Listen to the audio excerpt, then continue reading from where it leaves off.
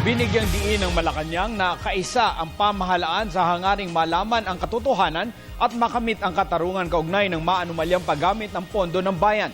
Inihag ito ni PCOO Secretary Sunny Coloma sa pagharap ni Janet Lim Napoles sa pagdinig sa Senado. Si Elena Luna ang ating tagapagbalita.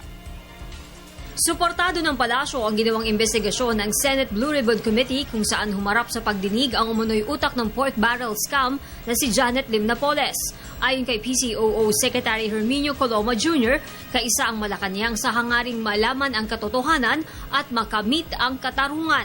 Ang pagsisiyasat ng Senate Blue Ribbon Committee ay bahagi ng pangkalahatang pagsisikap ng pamahalaan na malaman ang katotohanan upang papanagutin ang mga sangkot sa maling paggamit ng pondo ng bayan. Sa gitna ng ginagawa ng Senado, sinabi ng palasyo na patuloy pa rin ang pagkilos ng gobyerno sa pagpapataso laban sa maling paggamit ng PIDAF. Siguro, tama ring sabihin na kung mas maraming matutuklasan na katotohanan, mas makakatulong talaga yan sa proseso. Pero anuman po ang magiging kahinatnan ng pagdinig ngayon, hindi po natitinag ang determinasyon ng pamahalaan na panagutin lahat ng tiwaling sangkot dito.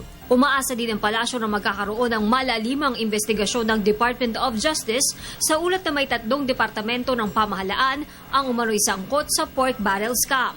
Well, we expect the Department of Justice to exert all efforts to build the necessary case and information that will move the prosecution process forward and bring justice in the cases of anomalies committed regarding the misuse of public funds. Ipinauubayan na rin ng palasyo sa DOJ ang pag-aaral kung kailangang magkaroon ng special court na didinig sa pork barrel scam. Para sa Telebisyon ng Bayan, Elena Luna.